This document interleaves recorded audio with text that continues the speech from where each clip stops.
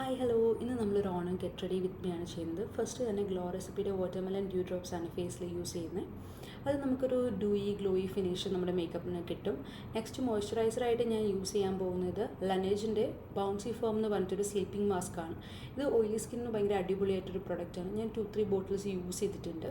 Next ഞാൻ dark spots ഉള്ള ഏരിയയിൽ കളർ കറക്ഷൻ ചെയ്യുന്നുണ്ട്. അത് മാക്കിൻ്റെ പാലറ്റ് യൂസ് ചെയ്താണ് ചെയ്യുന്നത്. അടുത്തതായിട്ട് ഞാനൊരു ഡൂയി സെറ്റിംഗ് സ്പ്രേ നമ്മുടെ ഫേസിൽ അപ്ലൈ ചെയ്ത് കൊടുത്തു.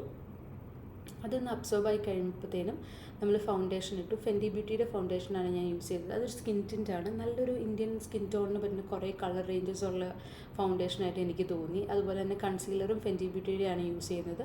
അത് ഞാൻ ഹൈലൈറ്റ് ആവേണ്ട ഏരിയാസിൽ മാത്രം അപ്ലൈ ചെയ്തിട്ട് നമ്മുടെ ബ്യൂട്ടി ബ്ലെൻഡർ വെച്ചാണ് ബ്ലെൻഡ് ചെയ്യുന്നത്. കുറച്ചും കൂടി ഒരു നല്ല സ്മൂത്ത് ഫിനിഷ് കിട്ടും. അത് കഴിഞ്ഞിട്ട് ഞാൻ യൂസ് ചെയ്യുന്നത് സെയിം ബ്രാൻഡായ ഫെൻഡിയുടെ തന്നെയാണ്. ഫെൻഡിയുടെ പൗഡറാണ്. ഫെൻഡിയുടെ പൗഡർ ഞാൻ കുറച്ച് അണ്ടർ ഐസ് അതുപോലെ തന്നെ നോസിൻ്റെ ഏരിയ മാത്രമേ യൂസ് ചെയ്യുന്നുള്ളൂ. നെക്സ്റ്റ് ഐസ് ഞാൻ ചെയ്യുന്നത് അനസ്താസിയയുടെ ഒരു ബ്രൗൺ കളർ പാലറ്റ് വെച്ചിട്ടാണ്. സ്പൈസ്ഡ് എന്നാണ് പാലറ്റിൻ്റെ പേര്.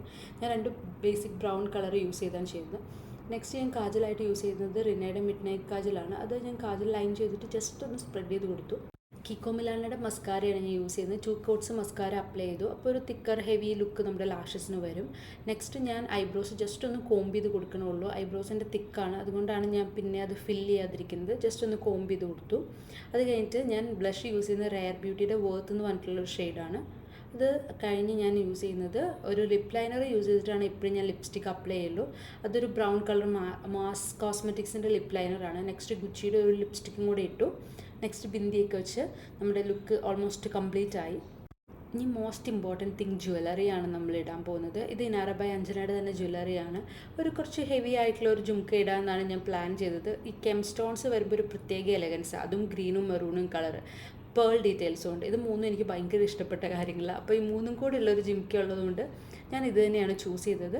ആ ജിംക്കയും കൂടി ഇട്ടപ്പോഴാണ് ആ ലുക്ക് കംപ്ലീറ്റ് ആയത്. Thank you.